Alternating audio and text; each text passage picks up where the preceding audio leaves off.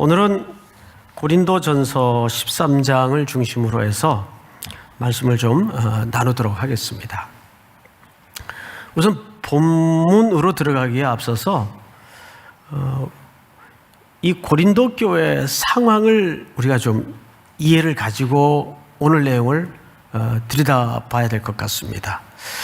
지금 고린도 교회 상황은 바울에 의해서 개척이 된 지 얼마 안 되고 또 그러다 보니까 갑작스럽게 부어지는 하나님의 은혜가 너무 컸어요. 특별히 은사가 사도행전에 나타난 교회 중에 가장 많이 나타났던 교회입니다. 그러다 보니까 교회 안에 어느새 자신들도 모르는 사이에 이런 분위기가 스물스물 끼어들기 시작했습니다. 은사 받았어? 아니, 쯧. 은사도 못 받았어 아직? 그러면 이제 이건 D급이 되는 거예요. 열등한 신자.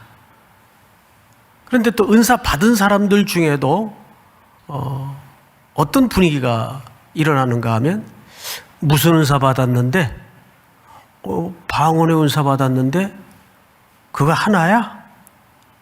나는 예지의 은사와 투시의 은사를 받았는데 뭐 그래가면서 어느새 교회 안에는 성도와 성도 사이에 계급이 이루어지고 서열이 매겨지기 시작합니다. 그러니까 은사를 주신 하나님의 오리지널 목적을 오해하기 시작한 거죠. 은사는 성도들을 구분짓고 서열화시키거나 계급화시키기 위해서 주신 게 아니거든요. 은사는 말 그대로 카리스라는 말은 맡겼다는 뜻이에요. 선물이라는 뜻이에요. 왜 주셨느냐?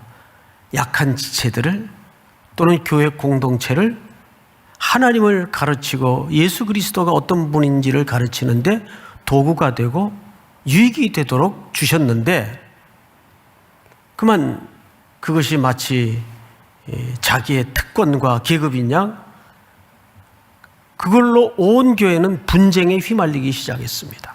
열등한 신자가 생겨지고 상대적으로 또 A급 신자가 생겨지고 그래서 1장서부터 고린도 교회 분위기를 보면 12장까지 전부 은사에 관한 내용들로 빼곡이 차 있습니다. 그런데 더더군다나 12장 31절을 보면 사도 바울이 글을 이렇게 끝내요. 12장 31절을 한번 보십시다. 13장 바로 전절이죠. 너희는 더욱 큰 은사를 사모하라. 자, 앞을 잠깐 보실까요? 이 문장만 보면 마치 이런 느낌 들지 않습니까? 아주 불난 집에 기름을 끼얹는 격의 문구처럼 여겨집니다. 비교급까지 써가면서 사도 바울이 고린도 교회 성도들에게 어떻게 하라고요? 너희는 마치 이런 것 같죠? 야, 그 정도 가지고 되겠느냐? 좀 더 센 거, 더 판타시한 어떤 환상적인 은사 없냐? 더 큰 은사를 사모하라. 그리고 하반절에는 심지어 이런 말까지 얹어집니다. 내가 또한 가장 좋은 길을 너희에게 보이리라. 이 말은 무슨 얘기냐면 가장 좋은 방법을 내가 알고 있다. 그런 느낌처럼 들려져요. 그리고 이제 다음 장을 넘어와 보니까 그 유명한 사랑장이라고 제목되어진 고린도전서 13장이 이제 우리에게 펼쳐지는 겁니다. 그러면 정말 바울의 의도가 그런 것일까? 조금 더 환타지한 은사를 사모하라는 말이 되겠고 내가 그 비밀을, 그 길을 알고 있다라는 의미가 될까? 그 얘기를 13장에서 하고자 하는 걸까? 아니라는 거죠. 바울은 이렇게 글을 맺은 데에는 그만한 이유가 있어요. 그래서 우리는 오늘 이 감사주의를 맞으면서 제가 좀 고민이 있었어요. 요즘 올해 같은 때 우리 성도들에게 뭐 감사할 게 있냐고 말할 상황이 되나? 뭐 아프던 사람이 병이 나은 정도의 그런 상대적 감사라면 혹 한두 건 가능할까는 모르겠는데, 전부 다 가게가 폐업이 되고 문을 닫고 직장을 잃고 하는 이 마당에 이 성도들한테 무슨 감사를 하라 그래야 되나 하다가 이런 감사할 수 없는 상황을 맞는 이럴 때야말로 정말 본질적인 감사의 복원이 필요한 때구나. 본질적인 감사가 뭘까? 그것을 오늘 13장에서 우리가 본문을 중심으로 한번 같이 쫓아가 보도록 하겠습니다. 우리 고린도전서 13장 8절을 한번 볼까요? 8절 제가 좀 읽겠습니다. 사랑은 언제까지나 떨어지지 아니하되 예언도 패하고 방언도 그치고 지식도 패하리라. 자, 여기 상대적 개념이 등장을 하죠. 자, 일단 뒤에 보니까 예언도 패하고 지식도 패하고 은사도 패해요. 없어져요. 그럼 패한다의 반대 개념이 뭘까요? 패한다는 건 뭐죠? 일시적인 거라는 거예요. 유한하다는 거죠. 그러면 일시적인 것의 반대 개념은 뭐예요? 일시적인 것의 반대 개념은 영원한 것이죠. 그래서 그 영원함을 8절에서 이렇게 소개를 한 겁니다. 사랑은 언제까지나 뭐하지 아니하되, 떨어지지 아니하되. 이 떨어진다는 말은 피프토라는 말을 쓰는데 이런 뜻이에요. 이렇게 딱 붙어 있는데 이 안 떨어진다 이 말이 아니에요. 요즘 거리를 지나거나 걷다 보면 제일 많이 눈에 띄는 게 뭐죠? 길거리에 나뒹구는 낙엽들입니다. 낙엽들은 여름 내내 싱그럽게 나뭇가지에 매달려 있다가 그 수명이 다하면 이 단풍이 붉게 물드는 것은 이 노화 현상의 종말의 끝을 알리는 겁니다. 그러니까 떨어지죠, 나중에는. 단풍이 수명을 다하면 나뭇가지에서 작별을 고해요. 쇠하는 거죠. 근데 떨어지지 않는다는 말은 무슨 개념인가 하면 이렇게 딱 붙어 있다가 떨어지지 않는다 이 개념이 아니고 정확하게 영원하다, 마르지 않는다, 쇠하지 않는다 이런 의미예요. 그 반대 개념은 뭐죠? 폐하여진다, 지나간다 이 뜻입니다. 이 고린도 전서에서 이 폐하다라는 말이 무려 9차례 정도 등장을 하는데 4번이 여기에 등장을 해요. 4번이. 그 정도로 이 폐한다는 개념은 바울이 종말론적 관점에서 의도한 매우 중요한 단어 개념입니다. 그래서 오늘 첫 번째 시간 개념이 뭐냐 하면 우리는 지금 일시적인 삶에 놓여져 있습니까? 영원한 삶에 놓여져 있습니까? 일시적인 삶에 놓여져 있단 말이에요. 우리도 언젠가는 이 몸이 어떻게 될까요? 늙어가고 마지막에는 죽음을 맞겠죠. 그 자크 아탈리라는 프랑스의 유명한 미래학자요 경제학자는 최근에 내한을 해서 심포지움을 하는 가운데 코로나19 이후에 인류의 문화에는 4가지 키워드가 만들어질 것이다. 첫 번째가 시간의 의미가 달라질 것이다. 시간의 의미가 달라질 것이다. 그리고 두 번째는 죽음. 죽음을 이제는 누구나 생각해야 될 것이다. 이 죽음이라는 주제는 앞으로 인류에게 커다란 문화의 키워드로까지 자리 잡을 것이다. 듣고 보니까 뻔한 얘기더라고요. 죽음 다음에는 뭐죠? 슬픔. 인류의 기본 기조가 슬픔에 바탕하고 있잖아요. 웃을 일이 별로 없잖아요. 그래서 이제 억지로 웃기는 프로가 있었는데 그 프로마저도 이제는 사라지는 시대를 맞고 있잖아요. 슬픔 끝에는 뭐죠? 뭐가 남습니까? 장례만 남아요. 요즘은 그 장례가 전문인들, 그걸 상업으로 벌이로 하는 분들 손에 다 넘어가서 이 죽음의 고귀함을 피차가 공유하지 못하죠. 저희 그 목회 초년병 때만 해도 7, 80년대인데 부교역자 생활 때는 교회 장례가 나죠. 그러면 부목사님들이 직접 그 댁에 가서 또는 병원에 가서 염을 직접 했어요. 저도 엄청 염을 많이 했어요. 부자도 가난한 자도 높았던 자도 낮았던 자도 거칠었던 삶을 살았던 자도 평온한 삶을 살았던 자도 죽으면 말이 없어요. 그래서 알코올 솜으로 머리끝부터 발끝까지 다 닦습니다. 그리고 수의를 입혀요. 그런데 죽은 자들이 입고 떠나는 마지막 그 수의는 어느 누구도 호주머니가 없어요.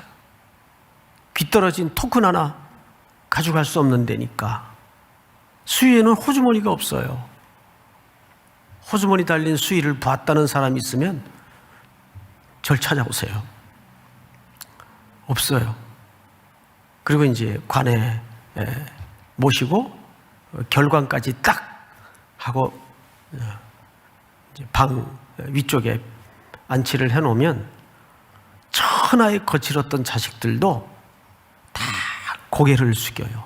죽음 앞에서만은 인간은 겸비해지고 마음이 가난해져요. 그래서 그때 복음을 탁 전하면 거의 100% 다 영접을 합니다. 이게 죽음 앞에서의 연약한 인간의 적나라한 실체입니다.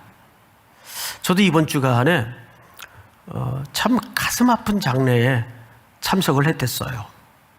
지구촌 교회 원로 목사님이신 이동원 목사님 아들이 둘 있었는데 첫째가 황희, 둘째가 범인데 그 두 친구는 목사님 젊은 날부터 설교에 자주 등장했던 인물이라 제가 알고 있었어요.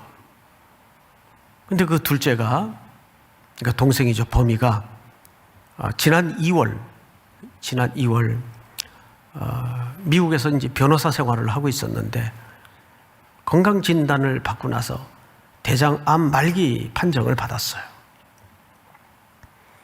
그리고 지난 6월에 수술을 하고 40 초반이에요. 이거 얼마나 젊은 나이입니까? 9살짜리 아들이 하나 있는데 수술을 하고 그렇게 고통스러웠다 그래요. 아파서. 그리고 지난 10월 미국에서 하나님의 부름을 받았습니다. 이 코로나 때라 오고 가는 것도 쉽지 않잖아요. 그래서 또 원로 목사님이신 이동원 목사님께서 건너가셔서 그 아들 장례를 다 치르고 이제 그 운구를 유해를 한국으로 이동해서 이번 주, 그러니까 지난주 목요일 날 교회에서 한국에서 다시 장례를 치렀습니다. 많은 장례를 참석하지만들 보면 자식을 앞세운 장례만큼 가슴 아픈 장례가 없어요. 이번에 목사님이 아들을 잃고 나서 10가지 감사에 대해 글을 남겼더라고요. 거기 이런 부제가 붙어 있어요. 손양원 목사님에게 배운 10가지 감사. 손양원 목사님에게 배운 10가지 감사. 첫 번째가 아들이 그 지독한 암의 통증에서 해방되어 감사합니다. 많이 고통스러웠다 그래요. 두 번째, 영광의 나라 천국에 입성케 됨을 감사합니다. 그동안 유모가 많았던 아들로 인해 누린 기쁨을 인해 감사합니다. 단 한 번도 불평 없이 자랑만 하던 아내와 애교덩어리 손주를 남겨주어서 감사합니다. 어려서 게임을 좋아하더니 게임 회사 변호사가 된 것을 감사합니다. 너무 게임에 빠져서 거의 중독 수준까지 갔었던 모양이에요. 그래서 부모로서 걱정이 컸겠죠. 근데 커서 변호사가 돼서 하필 또 게임 회사에 근무를 하게 된 겁니다. 아들의 고통을 통해 예수님을 내어주신 하늘 아버지의 고통을 알게 하심을 감사합니다. 7번째, 아들의 암 투병을 통해 수많은 암 환자의 고통과 연대하게 된 것을 감사합니다. 또한 자식을 먼저 떠나보낸 수많은 부모님들의 고통과 연대하게 된 것을 감사합니다. 아들의 치유를 위해 기도한 수많은 중보 기도자들과 한 지체가 된 것을 감사합니다. 마지막으로 아들이 간 천국을 더 가까이 소망하게 되어 감사합니다. 2020년 10월 가을 하늘 아래 아들 범이를 천국에 보내는 아빠 이동원, 10가지 감사를 이렇게 남겼더라고요. 결국 사랑하는 사람도 언젠가는 서로 작별을 해야 되고 다 떠나야 됩니다. 그러니까 이 땅의 것들은 다 일시적이에요. 그런데 C.S. 루이스라는 유명한 기독교 변증가요 저술가인 그분은 아주 독특한 이야기를 하나 우리에게 남겨요. 성도의 마지막 충성은 죽음이다. 성도의 마지막 충성은 죽음이다. 이게 무슨 의미일까? 고린도전서 15장에 보면 이런 기록이 있어요. 그 후에는 마지막이니 그가 모든 통치와 모든 권세와 능력을 멸하시고 나라를 아버지 하나님께 바칠 때라. 다 같이 25절 26절을 같이 읽습니다. 시작. 그가 모든 원수를 그 발 아래에 둘 때까지 반드시 왕노릇 하시리니 맨 나중에 멸망받을 원수는 사망이니라. 맨 나중에 멸망당할 원수는 누굽니까? 죽음이에요. 이 땅에 일시적인 삶을 붙들고 살던 모든 것들이 언제 끝나냐 하면 죽음으로 끝을 내요. 마치 출애굽한 이스라엘의 노예들이 그 노예를 끝내는 방법은 홍해를 건너는 방법 외에는 없어요. 죽음이죠. 사망은 그런 의미에서 우리에게 소멸과 폐하여지고 끝나는 시간이 아니라 새로운 영원한 가치와 삶으로 들어가는 통로에 불과합니다. 믿습니까? 스폴전 목사님이 그 황금의 입이라고 불리울 만큼 유명한 영국이 나온 세계적인 설교가죠. 그분이 임종을 맞을 때 성도들이 몰려와 같이 슬퍼하니까 나를 위하여 울지 말라. 보라, 땅은 물러가고 하늘이 열리누나 개성가를 불러라. 땅은 물러가고 하늘이 열리누나 개성가를 불러라. 그러니까 하나님의 사람들은 리얼리티와 실제가 영원한 시간을 향하는 것이니까 일시적인 것들이 끝나는 순간 모든 것들을 새롭게 입어요. 이것이 우리가 첫 번째 가져야 될 시선입니다. 믿습니까? 두 번째. 성경을 좀 보십시다. 9절. 우리는 부분적으로 알고 부분적으로 예언하니 온전한 것이 올 때에는 부분적으로 하던 것이 폐하리라. 여기도 폐하리라는 말이 등장을 하죠. 근데 여기 두 가지 단어가 대척적으로 소개가 돼요. 부분적인 것과 온전한 것. 우리는 지금 부분적인 삶을 살고 있습니까? 온전한 삶을 살고 있습니까? 우리는 부분적인 삶을 산단 말이에요.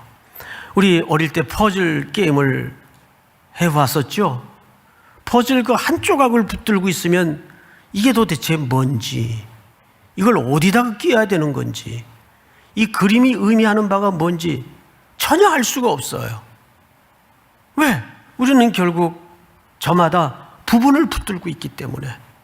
근데 이 부분이 어디를 향하고 있죠? 온전함을 종말론적 의미로 향하고 있단 말이에요.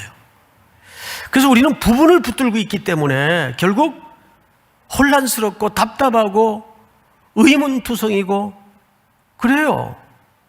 그러니까 그 유명한 가수도 테스 형 왜 그래? 질문을 하는 거예요. 테스 형 왜 그래? 여러분, 철학이라는 것은 끊임없는 질문이잖아요. 질문에 답을 누가 합니까? 신학이 하는 거예요. 신학이. 그래서 사실 신학하는 사람들은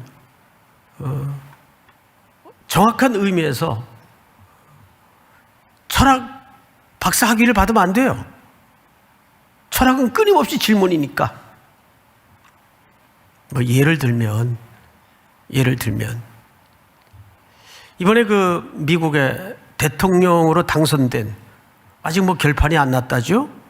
당선된 그 바이든의 나이 많음도 놀라운 일이지만 그 인생 역경의 스토리를 읽어보니까 야, 뭐 이런 사람이 다 있나 싶을 정도로 한 사람이 감내하기에는 너무 험한 사연들을 많이 겪고 살았더라고요.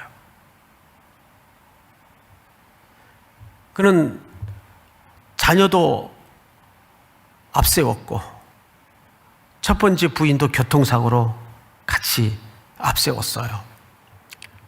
그러니까 배우자와의 사별만큼 인생에 가장 큰 충격은 없다잖아요. 근데 동시에 같은 사고로 딸까지 잃었어요.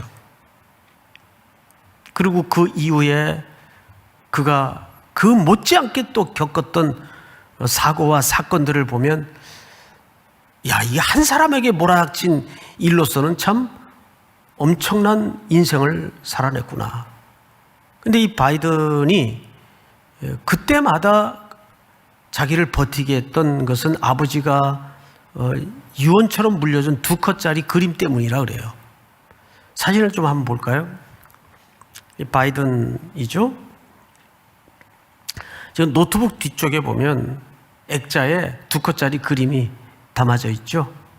항상 저 그림을 저렇게 집무실 책상에 비치를 해놓고 힘겨울 때마다 아버지가 자기에게 남겨준 그림을 보면서 용기를 얻었다 하잖아요. 이걸 좀 확대해서 한번 보겠습니다. 자, 이게 만화입니다. 만화인데 막 먹장구름이 껴있고 천둥이 치고 비바람이 부는 그림이죠. 첫 번째 그림을 보니까 한 남자가 하늘을 향해 팔을 벌리고 Why me? 그래, Why me? 왜 나여야만 합니까? 왜 하필 납니까?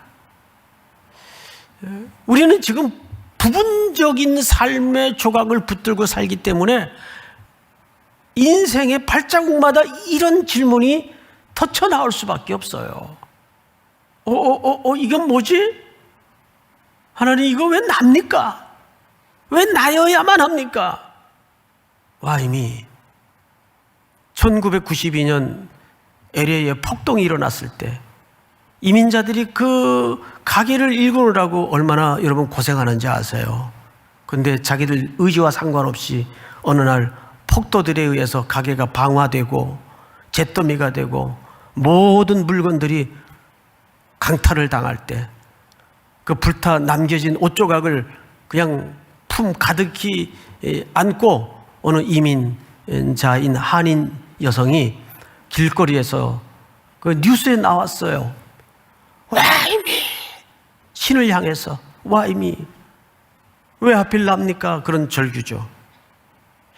어쩌면 지금 이 가운데도 우리 온라인으로 예배하는 모든 성도들 가운데도 그런 절망 끝에 비명 같은 소리를 지르는 분들이 틀림없이 있을 거예요. Why me? 근데 그 옆에 그림을 보니까 하늘에서 음성이 들려요. Why not? 왜 너는 안 되는데?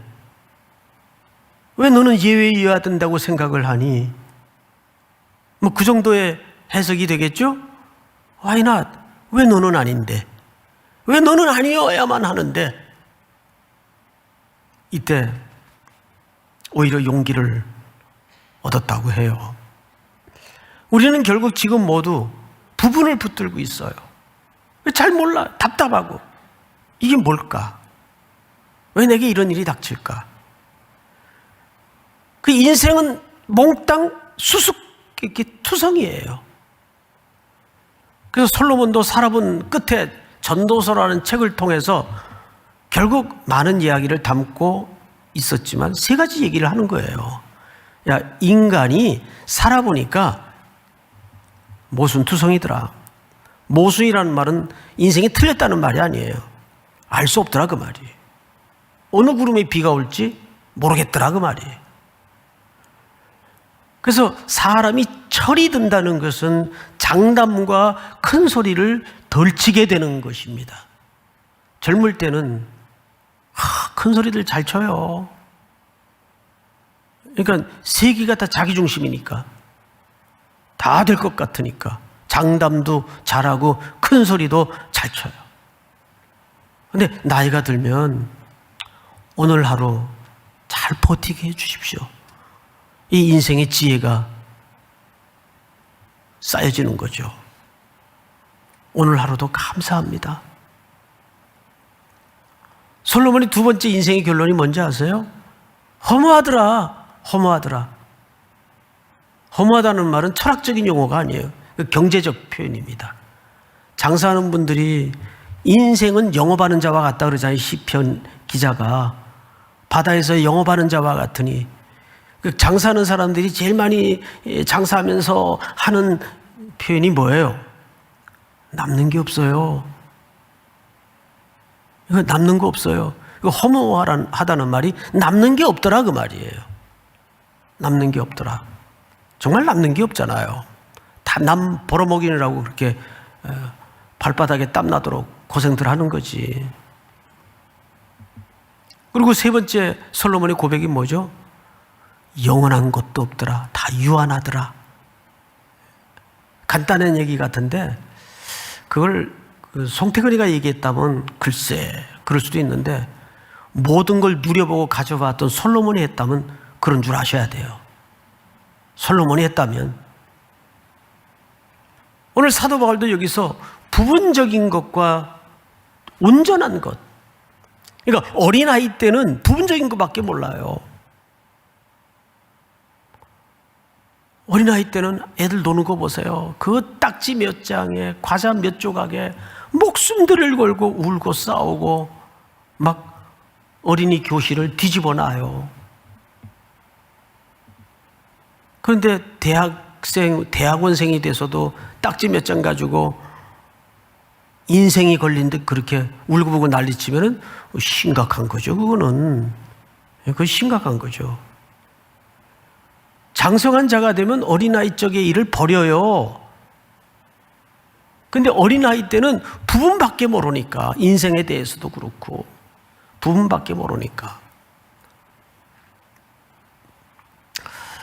어느 학생이 운동장을 가로질러서 강의 시간 늦은 줄 알고 막 뛰어가는 거예요. 그래서 교수님이 불렀어요. 어이 자네 왜 이렇게 뛰나? 강의 시간에 늦을까 봐 학점 빵꾸 나면 재수강해야 되니까. 가만히 있어봐. 자네 엊그제 사랑하는 자매하고 헤어졌다는 그 학생 아닌가? 예, 맞습니다. 너 같은 놈은 F 맞아야 돼. 그래서 성적표에다 권총 한 자루를 줬대요. F. 그래서 이 학생이 가서 따진 거예요. 아니 제가 F 맞을 아무 이유가 없는데 왜 저를 F 줬습니까? 자네는 3년 넘게 사귄 자매와 그렇게 가슴 아픈 이별을 해놓고도 학점 따기 위해서 이렇게 뜀박질할 생각이 나나? 그럴 때는 쥐두새도 모르게 며칠 잠수를 하든지 그래야 그 인생을 아는 인간이지. 그래가지고 할 말이 없어서 다시 재수강을 했다는 전에 내려오는 이야기가 있어요. 누가 만든 얘기겠죠? 예. 참 삶이라는 것은 여러 가지로 우리가 정의 내리기가 힘들어요. 공식대로 되질 않잖아요. 공식대로 돼요? 수학 공식처럼 인생이라는 게, 인생이 그렇든 목회도 공식이 없어요. 목회도. 답도 없고. 마지막 세 번째로 12절 우리 한번 다 같이 읽겠습니다. 중요합니다. 시작. 우리가 지금은 거울로 보는 것 같이 희미하나 그때에는 얼굴과 얼굴을 대하여 볼 것이요 지금은 내가 부분적으로 아나 그때에는 주께서 나를 아신 것 같이 내가 온전히 알리라. 아멘. 사실 이 고린도전서 13장 12절 말씀은 아주 유명한 구절입니다. 그 유명한 자유주의형 쪽의 신학자인 칼 바르트라는 분, 여러분 이름 정도는 귀에 들어보셨죠? 칼 바르트라는 분이 1941년도에 6월 22일 날 아들을 잃어요. 아들이 그 알프스 산에 등정을 갔다가 그만 실족사로 죽습니다. 그리고 6월 25일 날 그 마티아스라는 아들의 장례가 치루어지는데 그때 장례 집례를 아버지가 합니다. 칼 바르트 아버지가 아들의 장례를 집례를 해요. 근데 그때 본문이 고린도전서 13장 12절입니다. 이렇게 설명을, 우리가 지금은 거울로 보는 것 같이 희미하나. 희미하다는 것은 뭐예요? 지금 이건 뭔지 모르겠다 그 뜻이죠. 알 수가 없더라. 여러분, 유명한 대신학자이기 전에 막 생때 같은 20살에 꽃다운 아들을 잃어버린 아버지예요. 그 아버지가 아들을 장례를 치르며 아들의 죽음 앞에서 어떻게 이해가 되겠어요? 그래서 그는 이 본문을 통해서 우리가 지금은 희미하나, 지금은 희미하나, 지금이라는 단어를 써요. 지금. 근데 이 지금과 대비되는 단어가 여기 또 등장을 하는데, 그때는 지금과 그때예요. 그때는 언제를 얘기합니까? 우리 주 예수 그리스도께서 모든 권세를 가지고 천군의 나팔 소리와 함께 우리를 데리러 오실 때, 이 유한한 역사가 끝이 날 때, 그때는 어떻게 된다는 거죠? 얼굴과 얼굴을 대하여 볼 것이요. 그때는 직접 우리가 만나기 때문에, 선명하게 만나기 때문에, 그때는 내 일시적인 삶 속에서 불뚝불뚝 혼란스러웠던 모든 것들이 다 선명하게 드러날 것이다. 이유가 밝혀질 것이다. 여기서 제가 질문을 하나 할게요. 질문이 뭐냐면, 지금은 희미하나 그랬어요. 그럼 그 희미함이 내가 희미한 겁니까? 하나님이 희미한 겁니까? 예? 내가 희미한 거예요? 하나님이 보시기에 희미한 거예요? 내가 희미한 거죠. 나는 희미해요. 지금도 알 수 없는 것들이 너무 많아요. 여기 표현대로라면 희미한 게 정체불명의 삶의 조각과 문제들이 너무 많단 말이에요. 사연에 대해서, 사건에 대해서, 사람에 대해서. 근데 하나님은 희미할까요? 하나님은 선명할까요? 그분은 선명하세요. 믿습니까? 그렇다면 우린 여기서 조심스럽게 도출되는 자연스러운 결론이 하나 있어요. 이때 우리에게 필요한 게 뭐죠? 하나님에 대한 믿음이에요. 그분은 전능하시고, 그분은 나를 위해 아들 독생자를 내어 주시기까지 나를 사랑하시는 분이심을 우리가 믿어요. 그렇죠? 그렇기 때문에 이 고린도전서 13장은 이렇게 끝이 나요. 그런즉 믿음, 소망, 사랑 이 세 가지는 항상 있을 것인데 그 중에 제일은 뭐라 그랬어요? 사랑이라 그랬어요. 믿음도 소망도 언젠가는 의미가 없어지는 순간이 와요. 근데 사랑은 떨어지지 않아요. 영원히 마르지 않는다 그 말이에요. 그러니까 하나님은 사랑이시라. 요한일서 기자가 얘기하죠. 하나님은 사랑이시라. 그 얘기 의미가 뭡니까? 우리가 본질적이고 영원한 시간이 도래하면 그 사랑이신 하나님과 사랑하는 일밖에는 남는 게 없어요. 우리 앞에. 그럼 사랑과 그 동전의 양면처럼 같은 동의어가 뭡니까? 감사예요. 감사. 감사할 수 있는 사람만이 사랑할 수 있고 사랑할 수 있는 사람만이 감사할 수 있어요.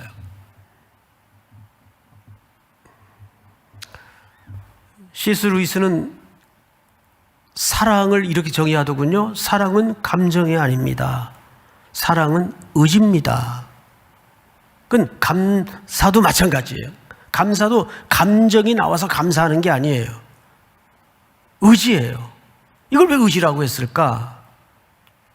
그래서 재밌는 얘기를 하나 쓰더라고요. 저 사람을 사랑해야 될까 말아야 될까 고민하지 말라는 거예요.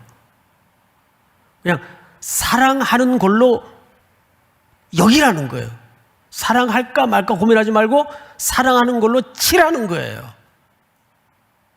그러면 놀라운 비밀이 생긴다는 거죠. 그래서 나는 대단한 비밀이 그 다음 이야기에 쓰여질 줄 알았어요.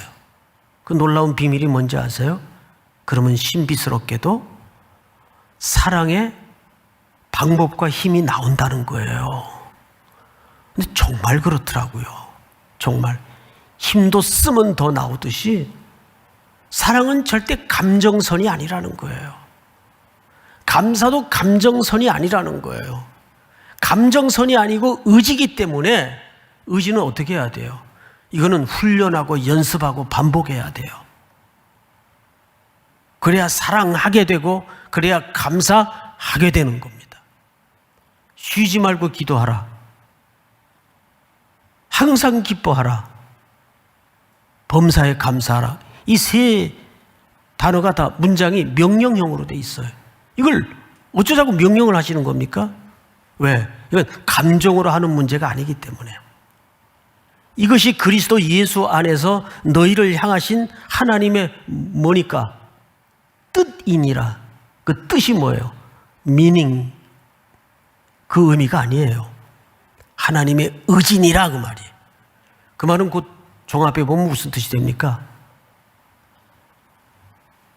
항상 기뻐하라, 쉬지 말고 기도하라, 범사에 감사하라. 이것이 그리스도 예수 안에서 너희를 향하신 하나님의 의지니라. 내가 너를 기쁘게 만들 것이고 너를 반드시 감사하게 만들 것이고 너를 항상 기도하게 만들 것이다. 여러분, 믿음도 소망도 보이지 않는 일시적인 유한한 시간 속에 필요한 덕목이었다면 그건 면대면으로 보는 날 의미가 없어집니다. 하나님의 나라에서는 얼굴과 얼굴로 만나기 때문에 사랑만 남아요. 그래서 사랑을 하게 되면 요리를 한다 그러잖아요. 마켓컬리인가요? 광고가 아니에요. 사랑을 하게 되면 요리를 한다 그러잖아요. 정말 그래요. 사랑하는 사람이 생기면 방법을 찾게 돼요. 그게 뭐죠? 그게 감사예요. 믿습니까? 누군가 사랑이 시작이 되고 사랑하는 사람이 생기면 뭘 해줄까? 어떻게 저 사람이 기뻐할까? 할렐루야. 금년은 어느 해보다도 어둡고 캄캄한 답이 없는 긴 터널의 시간을 우리는 지금 함께 지나고 있습니다. 물리적으로는 감사할 수 없는 상황이지만 올해야말로 어쩌면 십자가에 아들을 내어주기까지 하나님의 사랑의 의지를 표현하신 그 사랑에 묶여 다시 우리에게 주시는 감사의 본질적 회복은 주님이 그토록 눈물겹게 찾고 있는 잃어버린 양들과 이 땅에 어둡고 공고한 삶의 자리에 누군가의 도움 없이는 일어나지 못한 그 이웃과 형제들을 향해서 여러분들의 헌금이, 여러분들의 나눔이 쓰여질 겁니다. 여러분, 부자는 돈 있는 사람이 부자가 아닙니다. 나눌 수 있는 사람이 진짜 부자예요. 돈을 억만금 쌓아놓고도 나눌 수 없는 사람이라면 슬프게도 가난한 자입니다. 그리스도 안에서 부유한 자로 일어서는 은혜가 있기를 축복합니다. 우리 다 일어나셔서 우리 찬송가 391장